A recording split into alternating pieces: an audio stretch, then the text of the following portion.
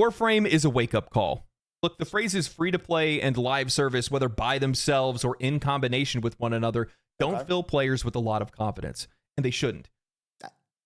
Huh? Wait, I mean, I feel like we got a few good free-to-play games out there. Because they become synonymous with games and studios that are under-delivering on a product and service while asking for the absolute most from their audience.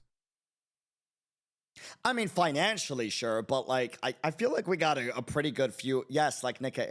Guys, I can't afford to play Nikkei. And yes, the skins and the characters look so damn good. And I love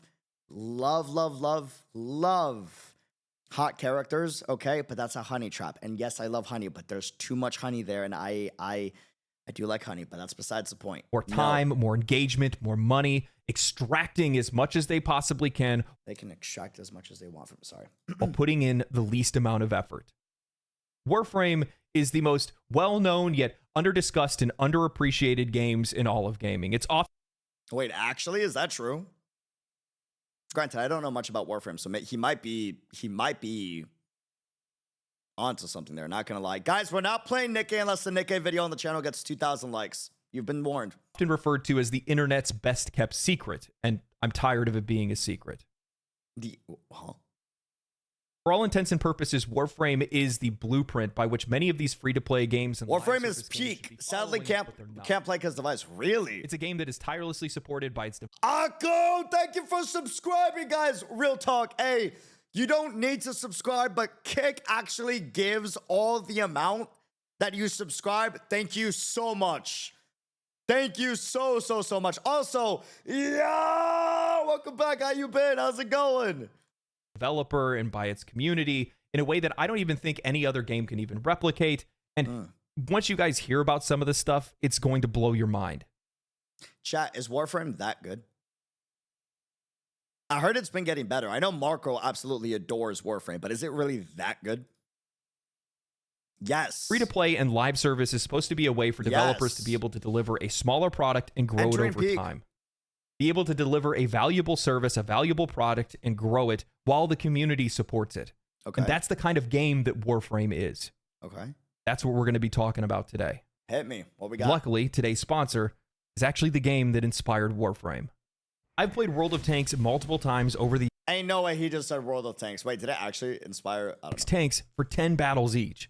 Just use the link in the description below to get... Join us on Kick, where we stream every single day. Okay, that's my ad. Live service MMO with a third-person perspective. You play as a Warframe, you're dashing through levels, taking down enemies, farming up materials, currency, and other items so that you can continue to build more weapons. Okay, the armor... Whoa, man. The armor looks sick. What more Warframes to use. Warframes vary in their looks and abilities. Some of them play like a ninja, others like a battering ram or even a wizard. There's even a frame that lets you create your own music so that you can buff other players. Okay. You have pets, ships, clans, PvP, personal housing, boss fights, a roguelike. There's personal housing, roguelike. Whoa. Fighting game, open worlds, and more. It has consistently stayed in the top 20 of the most played games on Steam for over a decade now.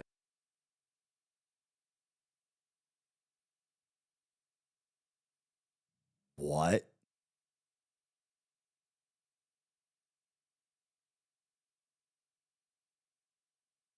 It has consistently stayed in the top 20 of the most played games on Steam for over a decade now, and in doing that, there is something inherently special here. 70,000 concurrent players right now. If we look at the game's player base on Steam, while it's not burning the world down with insane peaks... Right now. You're telling me it's higher than this? Ain't no way. Hold on. Holy fuck. 70,000 players right now. What the fuck? It's maintained its player base consistently since 2013, and it's only continued to grow.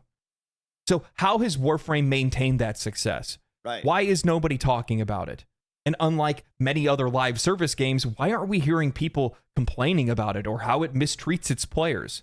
Well, to answer that, we need to understand the game's history and that of its creators. Okay. Now, you may recognize the name Digital Extremes. Renowned for their early work on Unreal Tournament in partnership with Epic Games, they played a pivotal role in shaping the landscape of multiplayer first-person shooters. They were among the first to popularize key features like online multiplayer, power weapons, team deathmatch, and capture the flag, laying the ground for many of the multiplayer games that we play today. Throwbacks. After parting ways with Epic Games, as Epic went on to make Gears of War with Xbox Studios, I loved Gears of War, bro.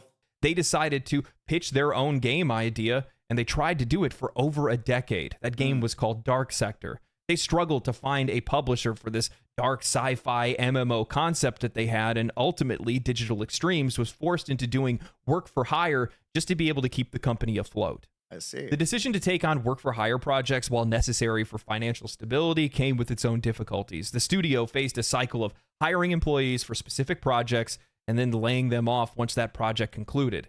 This practice is commonplace for work for hire studios. However, it disrupted the lives of their employees and their families, a situation that the studio founder has regretted since then. He believed that publishers often lacked a clear vision, and that Digital Extremes would have been better off just focusing on smaller, self-controlled projects, as seen with independent studios that tend to produce higher quality work when they're given full creative control. Despite the continuous efforts to pitch Dark Sector to publishers, the studio continued to face rejection, primarily due to a lack of interest when it came to sci-fi games on the side of publishers, a sentiment that somehow never even changed even with the success of Halo. In a desperate move, Loved Halo. Hot take. Maybe not a hot take. I think it's a hot take. Reach is still my favorite. Digital Extremes caved to a publisher's demands, shifting Dark Sector from 3 was really good, though. a sci-fi MMO to a game that emulated the success of Resident Evil 4 at the time.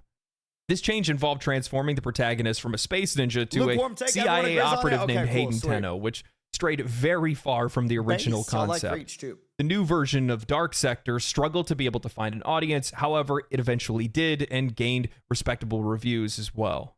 Okay. After the release of Dark Sector, the industry started to trend away from AA releases to AAA games, and this made for more issues at Digital Extremes. The studio, which had previously worked on BioShock's multiplayer and The Darkness 2, found itself struggling to find any contracts as they began to dry up and publishers wanted to start making games in-house. Observing the success of free-to-play Which games helps. like World of Tanks in 2010, Digital Extremes saw an opportunity in an emerging market. They didn't see free-to-play as a way to be able to milk players. They recognized and saw the potential to be able to create something smaller and grow the game over time rather than trying to pursue a traditional release. Facing imminent financial collapse with only 12 months of funds remaining, Digital Extremes decided to pursue a long-held vision for what used to be Dark Sector, and then was now codenamed Lotus. Within 2 months, they developed a working demo featuring spaceship raids and procedurally generated called loot Lotus and layouts before. with an emphasis on co-op and PvE gameplay, recognizing there was a gap in the market. They approached Interesting. free-to-play publishers asking for support, but they were getting rejected yet again. Back then, Undeterred, yeah, Digital Extremes decided to self-fund the project with only 9 months of funds remaining, wanting to give it their all rather than simply just walk away. The development of the alpha version of the game saw significant involvement from Rebecca Ford, an intern who led the creation of their community team. This team was crucial in gathering and responding to player feedback, a strategy that helped shape the game's development and ultimately its success. The same mindset of free-to-play is how League got so popular, using it as a means to grow the game. Yes, and then it grew their worldwide IP, right? Embracing the success of Kickstarter campaigns that were going on at the time, Digital Extremes introduced supporter packs to raise Space Mom, also she's a guitarist, based. additional funds. This approach, while initially slow, proved ultimately effective and demonstrated that there was an audience for their game. Thus, Warframe was born, a game over a decade in the making, who had faith in itself. Scorned by an industry, nobody else wanted to make it except for them. It released into beta on Steam in 2013 to over 20,000 players and has only continued to grow since.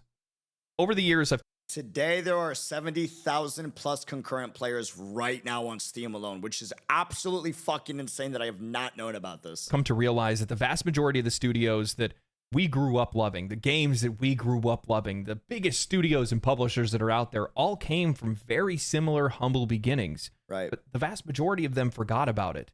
And the ones that don't end up being the ones that are the most loved and appreciated.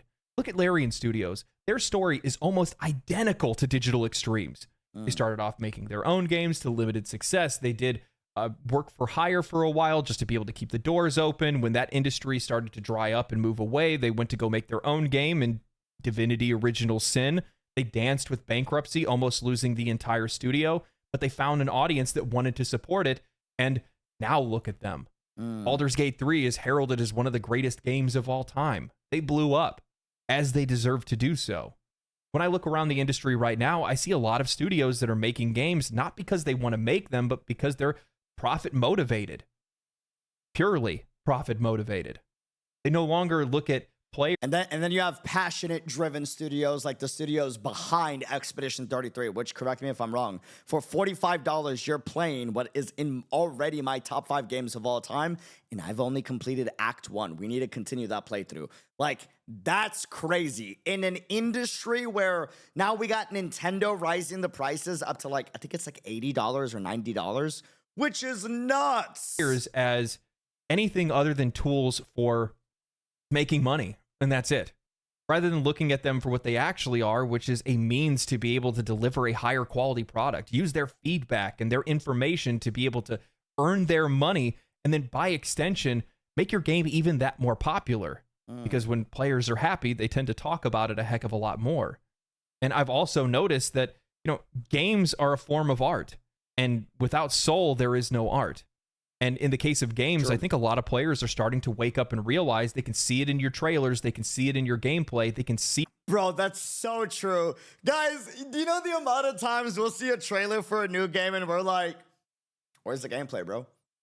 Like, cool, all right, nice CG. Like, we've been duped before. We're used to this, man. Like, show us the gameplay. Or we'll see the gameplay and it's like, I don't know, that looks a little pre-rendered. I don't know about that. Can we see some live gameplay footage of it? If someone actively playing it right now at that moment. You know what I mean? The soul isn't there. And when they know it's there and they see it's there, they're into that game. But when they don't see it, they don't want to have anything to do with it. And I think that's why we've seen a lot of games over the last few years fail. Digital Extremes started out with great intentions, to be honest with you. But that doesn't mean that they didn't make the same mistakes that many other free-to-play and live service games make time and time again, and that's with its monetization. Right. But the difference is they learn from their mistakes. I don't think anybody can disagree with this. Recently, over the last few years, both live service and free-to-play games have permeated through every space in the entire gaming industry. True. Every single company wants their Fortnite, Counter-Strike, Genshin Impact, whatever it might be, and of course they would, because they draw in revenues that would make you wonder why anybody would ever want to make another full-priced game again. True. But with the introduction of free-to-play live service games, we've seen year over year, month over month, players are losing ground, losing choice, and losing. Fun fact, a lot of the skins in the skins in the game are made by the community? How does that work, huh? Losing their money. Free-to-play has become synonymous with cutting content and player achievement and putting a price tag on it. While the gameplay itself is free, the model has incentivized developers to paywall everything in the game or put in absurd time restrictions and hurdles for players to be able to overcome just so they can try to earn anything with their own time or their own skill. Studios today are incentivized to actively harm the player experience and lower the quality of the overall product, all in the name of higher profits. Digital Extremes was incredibly nervous about getting into free-to-play because they were afraid that they were going to do it wrong, and in fact, they did. At first, they started selling power.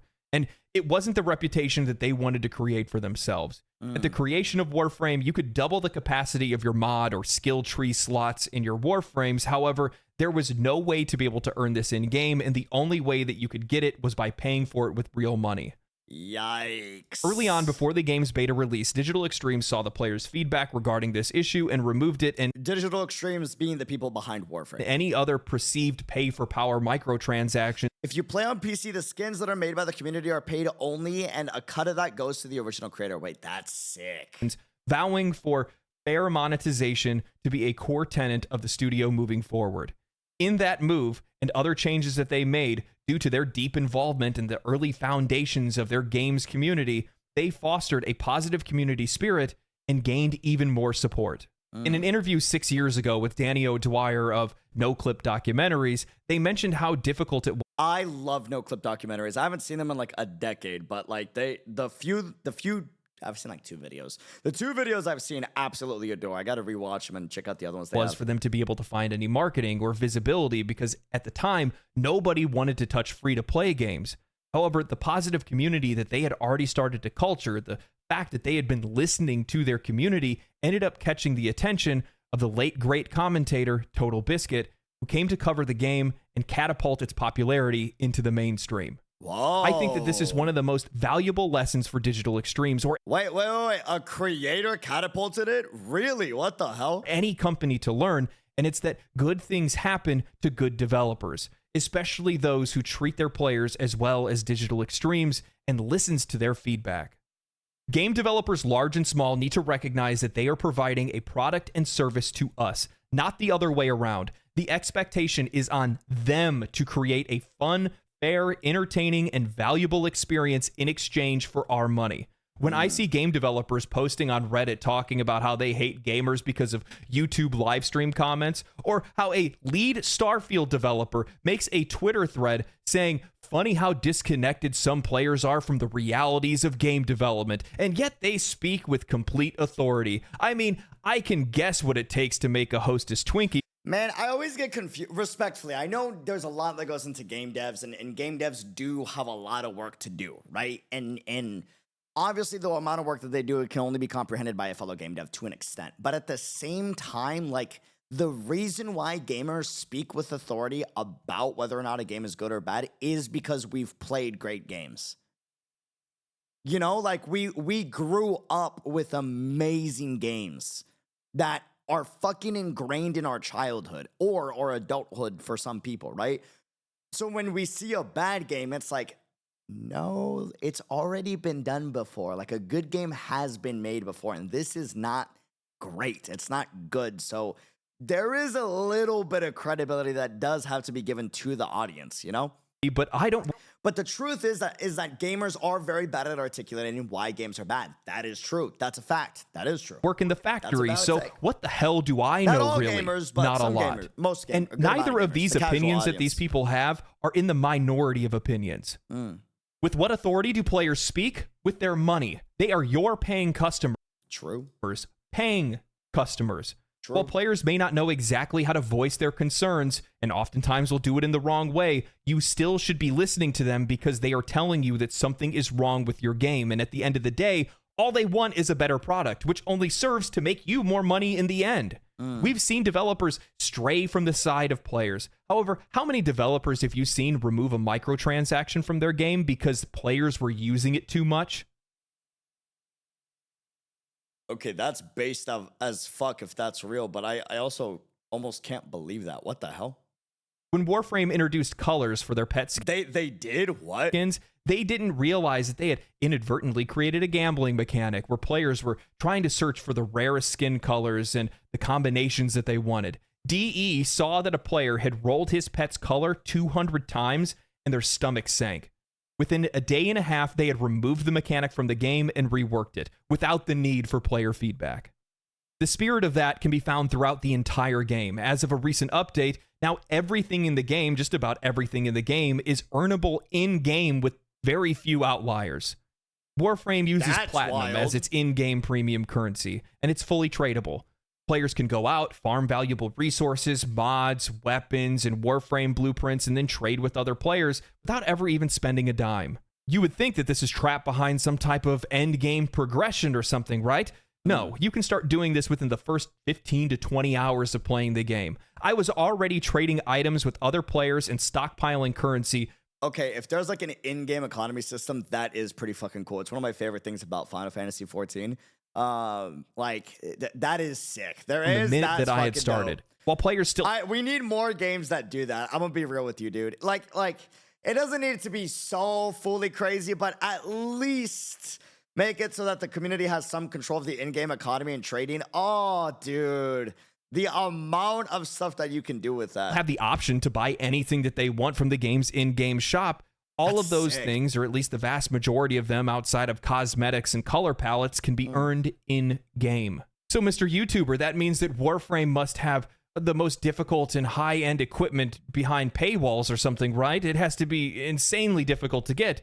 No. The pinnacle Warframes and weapons are called primes. You can earn these by cracking relics, and you get relics constantly while you're playing the game. When you go to do these missions to crack the relics, you're playing with 4 players, and all 4 of you can choose to use the exact same relic, which would then increase your chances of being able to get what you wanted, because everybody can choose from everyone else's rewards. Oh. Meaning that even if you're in a party that isn't coordinated and you're all running different relics, if you don't get what you want out of yours, you can just get a copy of somebody else's thing if it's more valuable. Wait, you can that's choose to sick. get What the whatever you hell? want.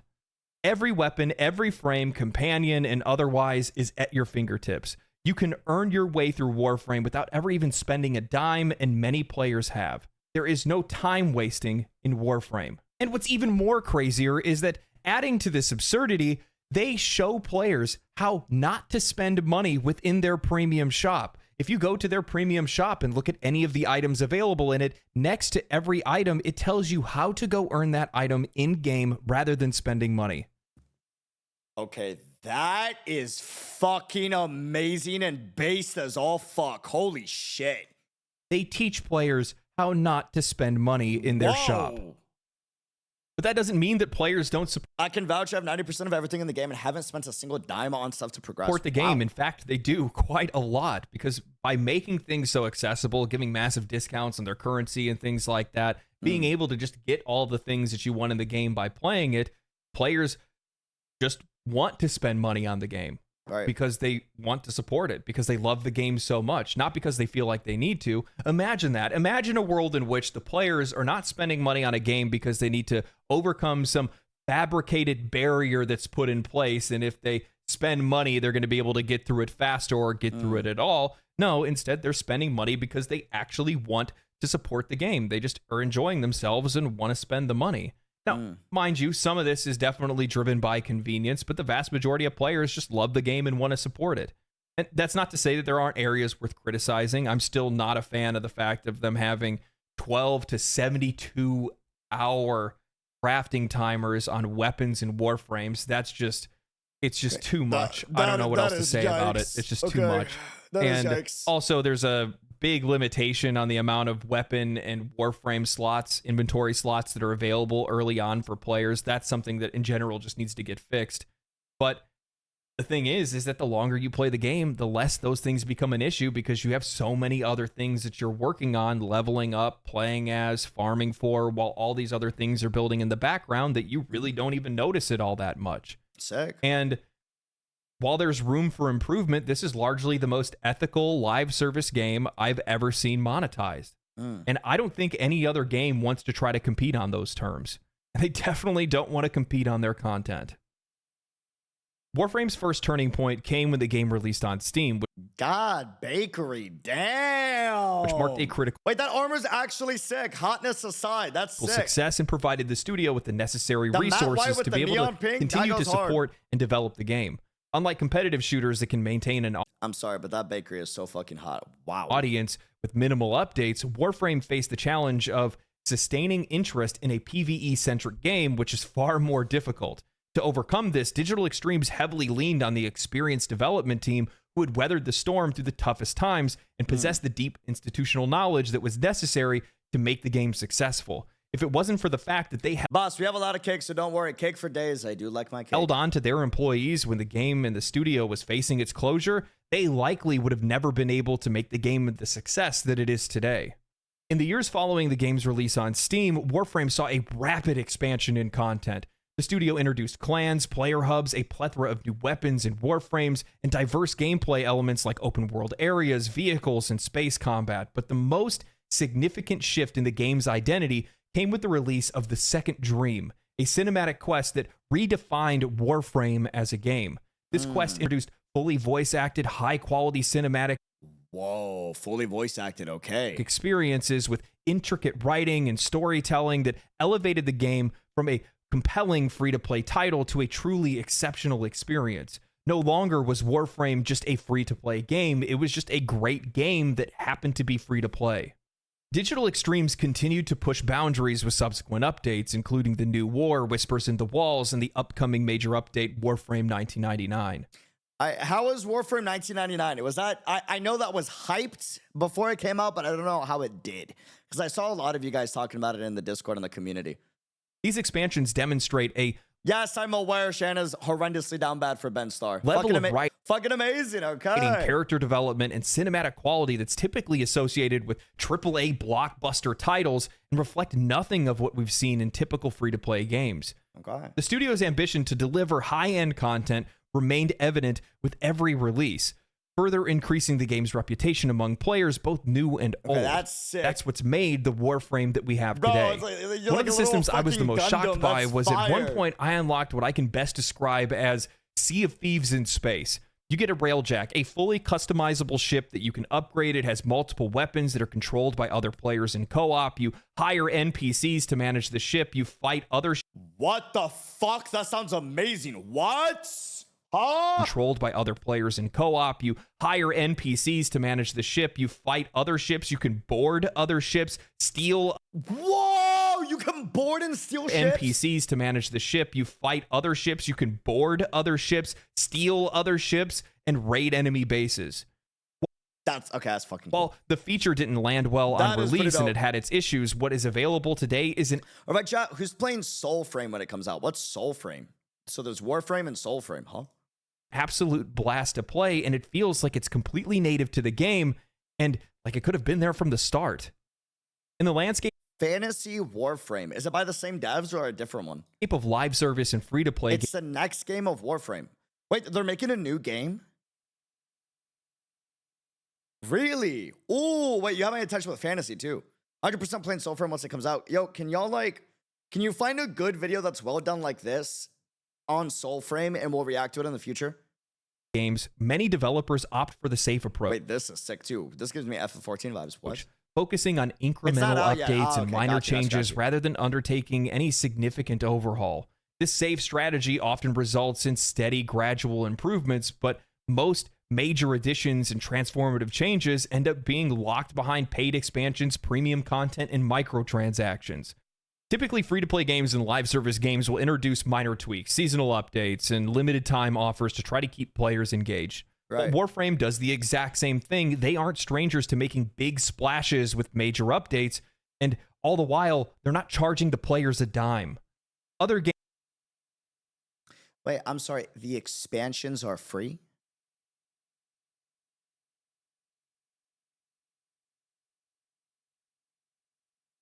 Wait, every big expansion is free.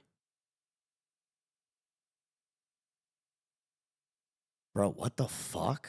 games with standard offerings can sometimes refresh the experience and provide new incentives to be able to log in, but they rarely bring the wide sweeping changes that might Only fashion isn't free, I see. significantly alter the gameplay or narrative, making the game overall feel more stale.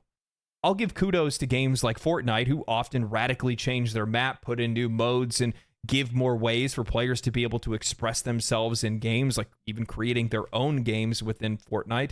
However, the vast majority of games don't do this, and in combination with that lack of risk, they often let go of the developers that got them to where they are in the first place, ignoring the players that got them to where they are in the first place. Right. And as a result, they hollow out their experience, leaving them with nowhere to go. There's too much focus on monetization, and it's leading to a disparity between the expectations of the player and the financial outlook of the developer. Today, we have developers that are understaffed, underpaid, under a lot of pressure, under-delivering to their audience, while for some odd reason, the company is still expecting more money. You have CEOs that are out there projecting growing profit without investing in growing content. And their expectation Bars! Whoa, whoa, whoa. Holy fuck, that's one of the best scripted lines I've seen in a fucking YouTube video. Holy shit, that was bars. out there projecting growing profit. Some odd reason, the company is still expecting more money. You have Whoa. CEOs that are out there projecting growing profit without investing in growing content. Damn. Whoa, whoa, whoa, whoa, whoa, whoa. And their expectation is because you're playing, then you must be paying, and I'm sick of it. Look, just God damn, brother. I don't know what, dude. of the developer.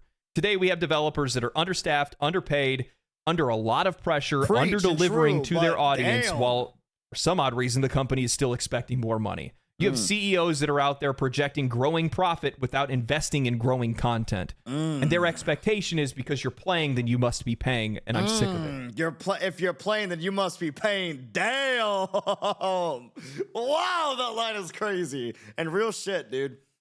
Look, just recently I saw with Apex Legends, the big drama that cropped up around it, where basically, long story short, developer goes in and makes it where you can no longer earn the next battle pass by completing the last battle pass. Okay. Where previously you were able to.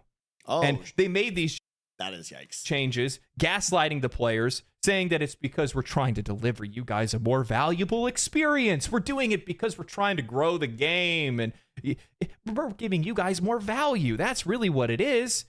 When anybody with any base level of intelligence can see how insulting it is to say something like that when it's so transparently not that.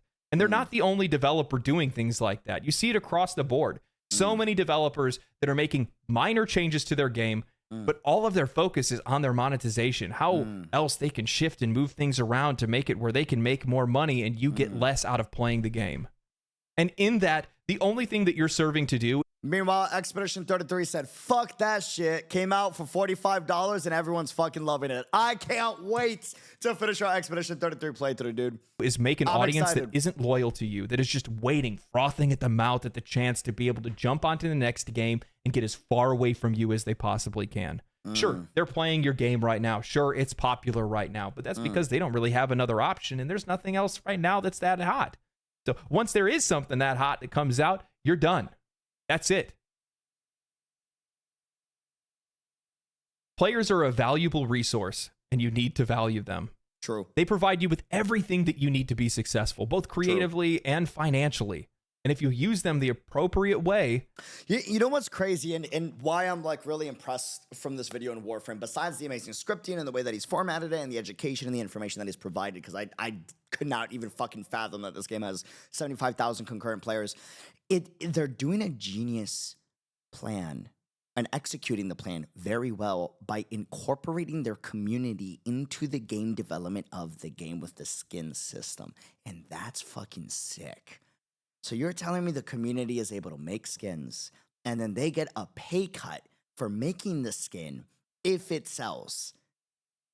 And this makes it so that it's like the community feels rewarded for being a part of just something, not even financially. Remove the financial, like fucking incentive, right? Gamers all around the world would froth at the mouth if they could provide something of value to a game that they adore and is near and dear to their heart, right? But then on top of that, they're also getting a pay cut. So you create what is so damn necessary that is known as what every dev should be striving for instead of monetization, a positive feedback loop in the gameplay loop. And when you have a positive feedback loop, it's action, positive, loops into the next thing that is also positive, that then loops back to the original. And it feels like every single step of the way you're being rewarded for partaking in the game. And that is something that is so damn hard to get and so damn genius that they're doing. And I really do hope that we see more games that do stuff like that, because that is pretty sick.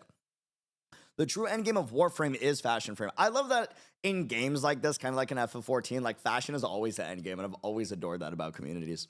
You can It's be so nice. huge, you can be massive. And while that's not the truth for every single game, because every single game is different, they have a different audience, they have a different use case. Gotta look good. Not everybody Look good, plays feel the good. same kind of Real. games. When you value them, they keep you afloat.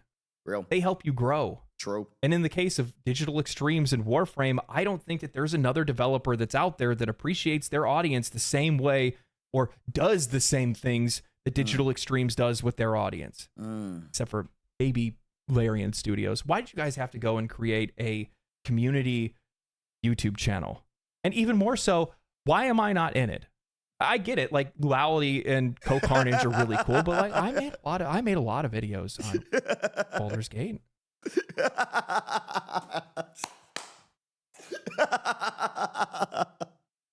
I like this guy. Yo, wait a minute. That got me. That was so fucking real, bro. I feel like every creator fucking resonates with that, dude. Come on, man. Oh, shit. Initially, I had wondered how... You didn't even crack a fucking smile, bro. What the fuck? A Holy shit. community YouTube channel. And even more so, why am I not in it? I get it, like Duality and Co-Carnage are really cool, but like I made a lot of videos on Baldur's Gate. Come on, man. Oh, that's great. Initially, dude. I had wondered Holy how hell. Warframe was able to hold on to such a consistent player base for so long. Regardless of good or bad updates, new games, or financial declines, their core audience has stayed rock solid for over a decade now. And in and of itself, that is a feat that very few games have accomplished. Right. It wasn't until I started streaming my experience over on Twitch, playing the game for the very first time, that I was exposed to the game's community. And in that, I noticed how positive they are. An eerily similar experience I had with Final Fantasy XIV. But my fucking bro, you get me for real. Dog, you get me for real. Real shit, bro. Dog, you know what made me fall in love with Final Fantasy XIV? Real shit. You know what? Like, no memes, Mythical, genuinely. It wasn't even the fucking game, because I'm gonna be real with you. The intro to the game is kind of ass. I'm gonna be honest. All right, I love Final Fantasy. I grew up with Final Fantasy, right? But the intro is kind of ass. Like, the gameplay is not great until you reach level 50 or 60, right? And then it gets better with every 10 levels. But in the beginning, you got so much that you got to go through, right? What got me so damn hooked on the game was the fucking community, because when I didn't know what to do and I was running in loops in a certain area, right? What would happen was someone came up to me on a fucking Chocobo, 2-player Mount Chocobo, and was like, bro, you look like you don't know what the fuck you're doing. Do you need help? And I'm like, yeah, man, I'm trying to figure out how to complete this quest and I can't figure it out. He's like, I got extra time to kill, like, hop on. I'm like, what? He's like, hop on the mount, right click my mount, and then you should be able to hop on and I can take you to where you got to go. I've completed that quest a ton of times. I'm like, dude, okay. And then I did it. And then he took me there and then he helped me clear the quest. And then he's like, I got to go because my fiance or my wife, I think it was wife at the time, I'm pretty sure, needs help with food and dinner. But here, let me craft you some armor real quick. That way you're good for the next 5-7 levels. And then he crafted me a full new armor set. And I was like level like 17. And I was good up until like level like 28 or 30. Bro, that right there, I was like, I'm fucking hooked. That got me. That moment where it was just like, holy shit. Like that sense of fucking community, you know, coming through made it extra special. It's why it's why Honkai Impact 3 is so near and dear to me, is because I came into that game overwhelmed and not knowing what the fuck to do. And like y'all came in and made that experience so fucking amazing. And you guys have done that, by the way, with every single game that we've played and every new game that we've covered. You guys have made the experience so much better. So to y'all, thank you so much. But genuinely, that's so cool to see that there's other games that also do that when there's a multiplayer aspect to it. The fact that the very first version was so ass that they destroyed it, A Realm Reborn, and the way they did it to incorporate it in lore is so genius. Like, damn, I just finished Shadowbringers, yet my favorite extension is still Stormblood. Yeah, for me, it's still, Heavensward is like near and dear to my heart. Shadowbringers is my #1 favorite. Granted, it's the last expansion I've played. I do need to do Endwalker at the very least one day. On Twitch, playing the game for the very first time. Bro, yeah, like the Umamusuma community. Look, listen, I'm not gonna lie. Like, y'all hyped the fuck out of the game, but also y'all made the new player experience so good. Because I did not know what I was doing. There's something so special about having a community around that, you know? That I was exposed to the game's community, in that, I noticed how positive they are. An eerily similar experience I had with Final Fantasy XIV, but altogether completely different. Many players have been playing the game since alpha. They've unlocked everything in the game, effectively beaten the game, logging thousands of hours. However, they are still logging in regularly, even daily. They are out there. By the way, you also do the same thing for us because you make the games we play feel special because of your positivity. I appreciate that, man. And I'm glad you see that, because like I know I can be harsh with the feedback sometimes, right? Or like I want this or I want that. But like I also try to do my absolute best to also show why a game is fucking amazing. You know, like I'm not just trying to grill a game, and it's not only about feedback. It's also like geeking the fuck out about how hot the characters are, or cool, or badass, or whoa, this story beat hit really cool, or look at the soundtrack. Like, I also have fucking rage and ADHD, and I'm an extrovert on top of that, so I think I just have a shit ton of energy, and I end up geeking out about the stupidest little things. But like, it's, you know, guiding new players and doing y'all do make it a lot more fun to do it too. So to y'all, like, things that they've done thousands of times because they love the game that much. And I was curious where that comes from. Well, sure, the game has regular updates, new content, new weapons, and new Warframes. I couldn't see how Warframe could become somebody's daily driver until I saw how Digital Extremes engages with their community. Ooh. Often The way devs engage with the community are my everything. It's part of the reason why I loved FF14 so much, bro. Yoshida-san delaying his expansion so people could finish the Elden Ring expansion, peak. I was like, that's so base, bro. You're gonna delay your MMO expansion just so that gamers around the world can enjoy the Elden Ring expansion? That's so base, you know? Or like, I just learned Limbus Company's CEO apparently streams his own game on the YouTube channel so that he can geek out about like his favorite things on the game. Like, that's so cool. I love Sometimes that. developers lay silent between content releases and major updates. They put their head in the sand, they let a couple people go out and respond or repost on Twitter, and only come out of hibernation to make promotional content to drive up interest around the next big update or major change. In that time of silence, The devs always talk about their enjoyments with other games. Like, Rebecca's a bit of a Kafka fan. Rebecca, you get me? She's so fucking hot, right? Like, good lord, dude. Yes. Yes. Who's Rebecca? One of the devs?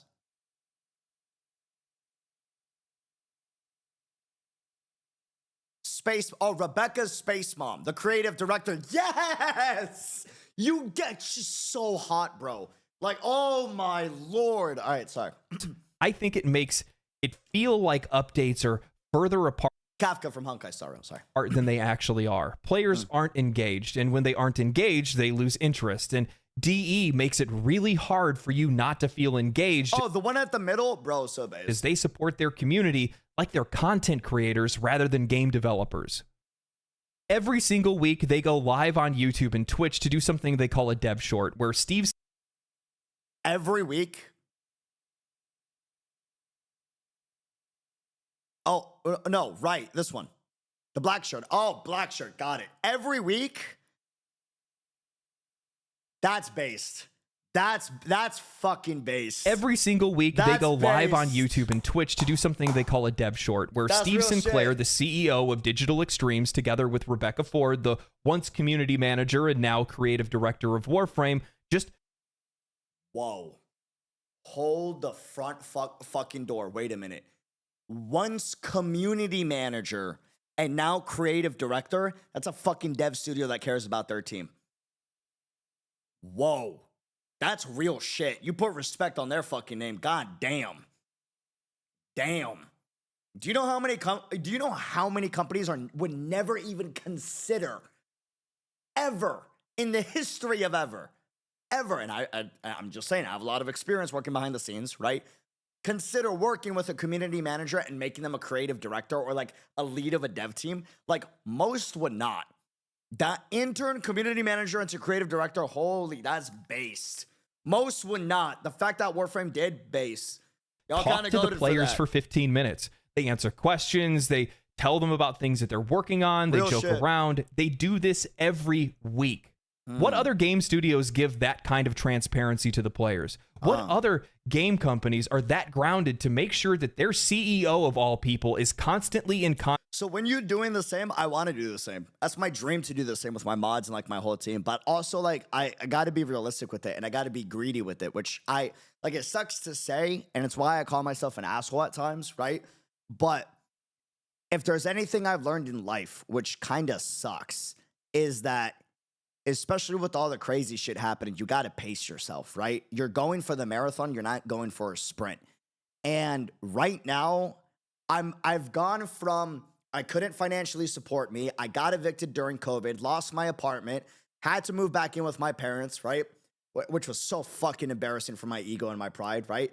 Then I had to relearn how to do graphic design and study and edit and all this stuff. And then thankfully, thanks to you guys, the YouTube channel took off, my streaming career took off, and now I'm able to have this as my career, which is a privilege, and I'm so thankful for y'all for that. And I'm now at a point where I can financially support myself and I can begin financially supporting my parents and my family, right? But I'm also not at a point where my entire family is financially supported. And that's the next step for me is I want to get to a point to where I can financially support myself, which I got there.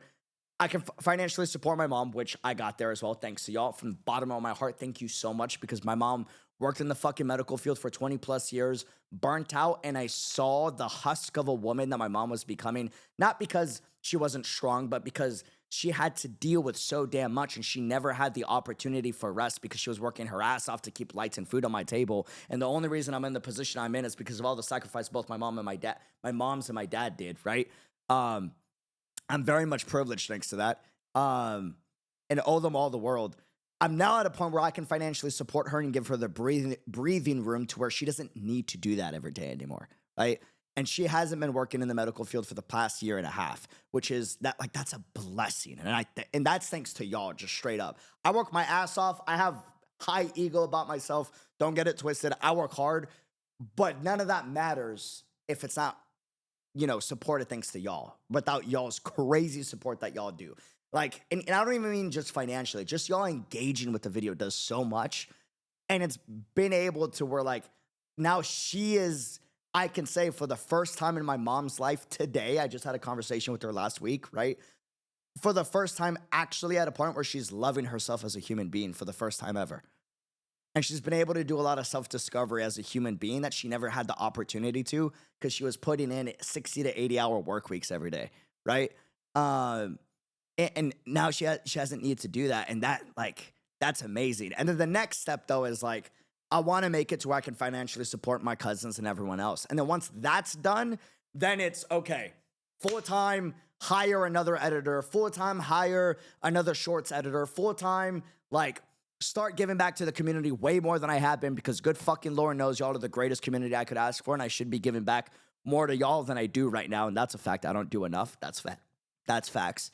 But it's baby steps. And I want to make sure the reason why I'm so slow with it is because I just know I'm not there yet. And I also have that innate fear that it's all going to just fucking go away, which that's more of a creator issue that creators have a problem with. But it's also to make sure the money that we do have sustains us for now so that once we can start adding more and more and more to give back, it's smooth sailing,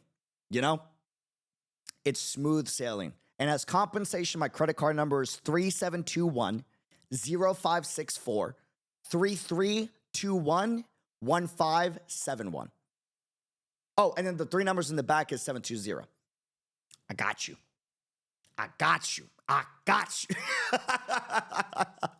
Contact with the players. None. And that's not all they do. Every Wednesday and Thursday, they host prime time over on Twitch. And each of them have their own separate streams for English and Spanish. Para mis mexicanos! Oh, shit! Where the developers and community managers come out to play the game with the players. Have you ever heard of anything more absurd than that? Developers actually playing their game and playing their game with players with an audience up to 250,000 viewers, giving away skins, Twitch drops, different items, premium currencies. They tell stories. They play trivia games with chat, and they show off different community art submissions. They are more involved with their community than I think any developer ever has been, and the fruits of their labor shine so brightly. I love that. We need more of that, by the way, across the board for all companies, but I adore that. That's great. Primetime always gets an average of 50K viewers is nuts. That's wild. In fact, I think you already reached your peak, but you're sky's the limit, always seeking to reach new heights, bro. You're so good at it. I don't know about that. I think I can maybe get goated one day, but I'm not there just yet, right? Looking at the facts, what are the facts? The facts are I got a whole list of fucking owed hours I got to do for game playthroughs that I promised I would do that I still haven't fucking done, right? The facts are, on top of that, we got subathon milestone rewards that we still got to fucking do that we haven't done that we said we would do, right? On top of trying to get caught up with the content that we are doing for a lot of the games that we cover on this channel that still hasn't quite been uploaded just yet, right? And we've been improving over the last 3-4 months or 2 months, right? And I'm way happier with where we are in the last 2 months compared to the last 3 years. I genuinely, no bullshit, think we've done more in the last 2 months than the last year. But the fact is, we still haven't done so much shit that we are supposed to be doing. So I'm not quite there yet. And I've said it since day one. I don't deserve, and I hope you guys know this. And I've said this since day one, and people that have been here for a while can vouch. I have said I don't deserve the support y'all give for a long time because it blows me the fuck away. And also, I got a mountain of shit that I got to catch up on that I said I would do that I still haven't done, right? But on the flip side of that, right, we've been able to do so much thanks to y'all's support. And it's why I'm always eternally thankful to y'all. You know? Hi, I just woke up from a 10-year coma. The last thing I saw in my dreams was Rappy's swimsuit skin. God spoke. Guys, I can't afford to play Nikkei, all right? I got shit that I gotta do. If the Nikkei video hits 2,000 likes, we'll do it. But I cannot financially. That's my fiance, by the way. Anyway. It shines in how positive their community is, how engaged they are, how well the game is developed and supported, how solid the monetization is. It's why they are allowed to take the risks with the games like they have, and even with future games in development like Soulframe. The players know that they're appreciated. They know that the developer is. Oh no, we're not doing it in the summer patch without break my wallet. We will do it a patch after. Otherwise, if you want it during the current summer patch, the vid has to hit 2,000 likes. Trying to achieve something, and they can tell that they and if not, it's going to be a patch that's not as dangerous. Truly love what they are doing. Yup. They can clearly see that these developers love their game, and it shows. Digital Extremes recognizes what many developers have slowly. Back to this though. This is insane to hear about how player-friendly these devs are and how much they engage with the community. I really hope we see new companies come on and like make free-to-play games, whether it's gacha or not, right? That has the love and the passion that this game has, according to this video. I don't know how much of this is true, but started to drift away from. That players are a part of your game, and without them, your game. What video? There is a Nikkei video we recently did, I think a week or two ago, that's on the channel. It's got to hit 2,000 likes in order for us to do it. Wouldn't be what it is. And in fact, for Warframe, that's literally. Highly suggest for the Ode Warframe hours, wait till next update because next one is as a tutorial for new players and it's super important. Good to know. Literally true. In the early days of Warframe, movement is exactly what you would have expected the game to be. Just a over-the-shoulder third-person shooter. It had sliding and running, but overall the movement was slow. Players discovered an exploit where they called it Zoran coptering, where they could essentially fly across maps, sling themselves across I love that. maps and complete missions in a fraction of the time. Instead of removing this, I fucking love that. Bro, we would figure this shit out back in FF14 anyways we could speedrun a dungeon or a raid and like glitch it in, bro. Exploit where they I love called this. It Zoran coptering, where they could essentially fly across maps, sling themselves across maps and complete missions in a fraction of the time. Instead of removing this, instead of standing against the players and changing something that the players were enjoying or doing, they recognized that the players were exploiting this because they were trying to avoid something that was actively ruining their experience. Yes. So Digital Extremes revamped the entire movement system for the game, reworking it from the ground up to be one of the most fluid movement systems in all of gaming. Banger! This video took a lot longer to record than I thought it would. It's already dark outside. You might actually be hearing my cat chattering with another cat that shows up outside, this little orange cat. They just kind of... It's an orange cat, brother. Bar your windows. talk through the window. It's adorable. Bar your fucking windows if it's an orange cat, dude. It's not adorable. You think it's adorable. That's how it gets you. It tricks you with its cuteness. The next thing you know, you're missing your finger. Over the last few years, I've noticed a conversation that's popped up between game developers and game journalists, and they're talking about how cold and unfeeling and how unsympathetic gamers are towards the plight of the industry, how some of these companies are failing, how games are failing, how... Look, the fact is there's a lot of companies that make games that aren't passion-driven, right? Or will release a game that is very predatory or doesn't have good monetization, right? As someone that has spoken to a lot of different dev studios over the few years recently, what I've learned is 9 times out of 10, there are exceptions, but 9 times out of 10, it's not the fucking devs. It's not the creative devs. The creative devs are fucking begging to have and implement the things that they know needs to get implemented. They've already come up with the ideas. They want to implement it. The problem is so many devs are limited by their legal and their finance teams, the fucking people in suits, right? The investors, the executives, and the board, like, right? And it's so sad because when you speak to these artists and you speak to these coders and these developers and these combat designers and these storyboarders, and they are so fucking passionate about their game. So fucking passionate. I'm not looking to name names because I like to respect privacy, right? But I've yet to come across a single dev team that I've met, and I've met a few, y'all can vouch.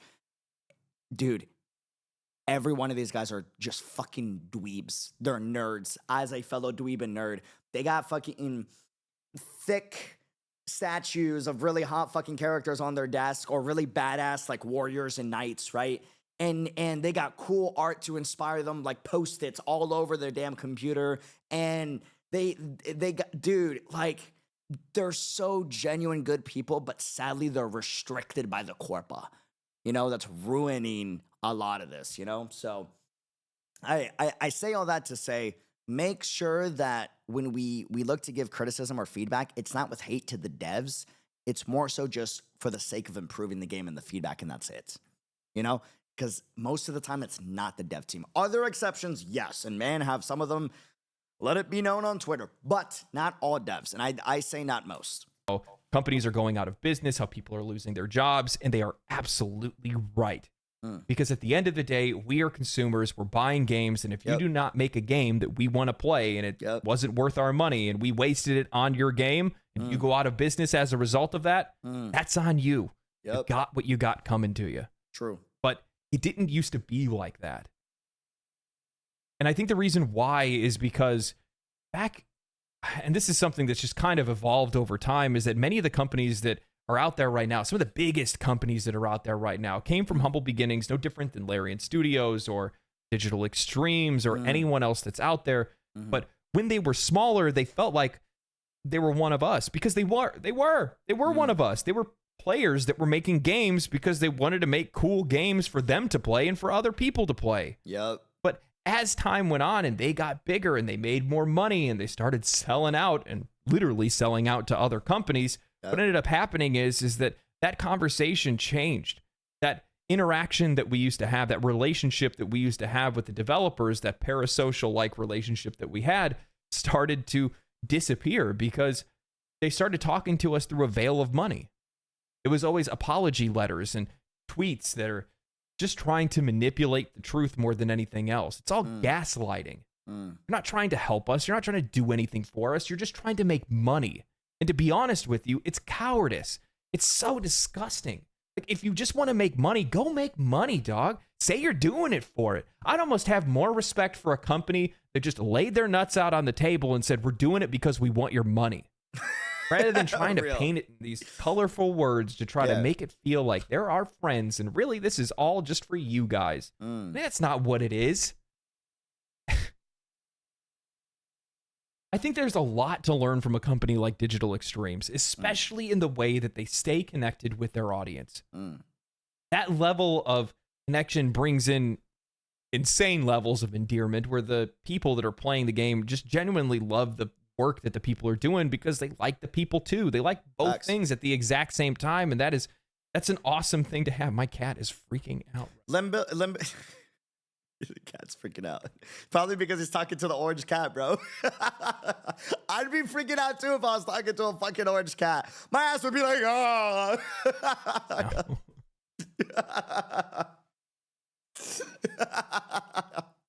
The CEO of Limbus did come on stream and say that he wants more money. Bro, real shit. I also want more money too.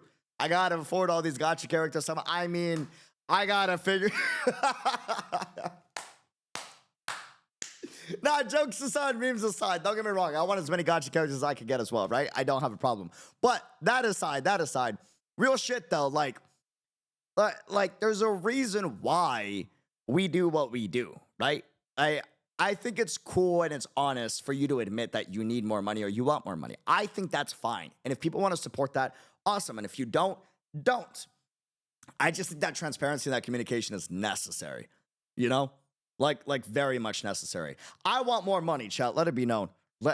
I want more money.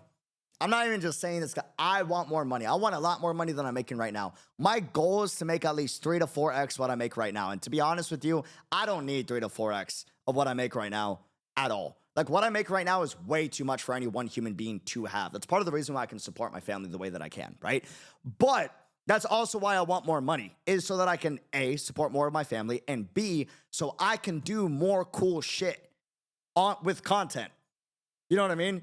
With videos, with streams, and being able to go to the conventions and being able to have the community meetups. And I want to be able to buy out a coffee shop straight up, like no bullshit. I've dreamt about this. I've talked about this. One, I want to do this when I retire, buy a coffee shop and just be a coffee barista, old man, old fuck that is just like sharing my stories and listening to your stories and just having it back and forth, right? But aside from that, bro, I would love to rent out a coffee shop for a weekend in Japan, in China, in Germany, in America, right? And be like, yo guys, community meetup at the coffee shop. We're gonna like geek the fuck out about video games and like coffee is gonna be served. You wanna jump in? That shit will be so fucking cool. I wanna do stuff like that. You know what I mean? And that's why obviously we're continuing the subathon at some point in the middle of August. But realistically, like, we've already made a lot of money. We first gotta catch up on everything that we gotta do. You know? And first and foremost, I gotta find a fucking coder that is willing to speed the coding process for a timer, because that's the main reason we're not back on. But anyways, that aside. That's an awesome thing to have, because players at the end of the day do want to be appreciated. If you want more money, when are you going to create your own gacha? Bro, if I had enough money, I would love to create a video game. I'm not going to lie. It would be basic as fuck, because I don't got the brains to create something as beautiful as Expedition 33. Can't wait to finish that playthrough. But like, it's why we have Project Lucio, that VTuber channel, right? And like, I want to be able to make it so that we can all go in VR chat world, have a 3D model, right? And do some crazy shit as a community there in the future, like way down the line, right? Because that costs money. A model that is quality is like, you know, it's a shit ton of money for like what you need. And man, that's a whole fucking discussion video that I'm going to have like a year from now. Just wait. I had a lot of that done and shit happened and I kind of got fucked over by it, but that's for a video when I can speak about it, because right now I can't speak about it. You'll know what I'm talking about. Just wait like a year from now. Remember this conversation and remember past conversations we've had. Put 2 and 2 together. I can't speak about it though because legal reasons. But yeah, like, I want to be able to do a ton of cool stuff, and that's why we're trying to grow. And I think having that transparency is so necessary and so damn important. You know? And I need y'all to stop fucking talking about Rappy's swimsuit, because yes, I want the fucking skin. I want to log into fucking Nikkei and relapse and spend on that fuck-ass game that is $60 for a skin that does not deserve to be $60, but God, the skin's so fucking hot. Anyways. We want to be heard. Do it then. If the video gets 2,000 likes, we'll do it. Otherwise, nope, not doing it. And the more we're heard and the more we're appreciated and the more that the game is actually worth our time and money, the more likely we are to continue to invest in that game and invest in future things that you do. However, the vast majority of the industry is really doing nothing other than creating unloyal fan bases. Sure, your game might be doing okay now, but the minute that somebody else comes by, like Digital Extremes or something like that, that does the same things that they do, or better, your audience is gone. I think there's a lot to learn from this. I really do. That's the whole reason I make these wake-up call videos in the first place, is because I think there is a lot to learn from some of the best studios that are on the market, some of the best games that are on the market. There's a ton of them. There is. And I plan on doing a ton of these videos because they're a lighthouse, an opportunity for those who have drifted too far away to finally see the light, come back to land, touch grass, and find out what players like, what players really want, and how to talk to players again. Anyway, I hope you guys enjoyed this video. Thank you guys for watching it this long. If you guys enjoyed the video, make sure you guys subscribe to the channel. If you like the video and want more people to see it, throw a like on the video. Chat. Follow me. The channel's name is Legendary Drops. Like this video. Dude is crazy well spoken. Holy shit.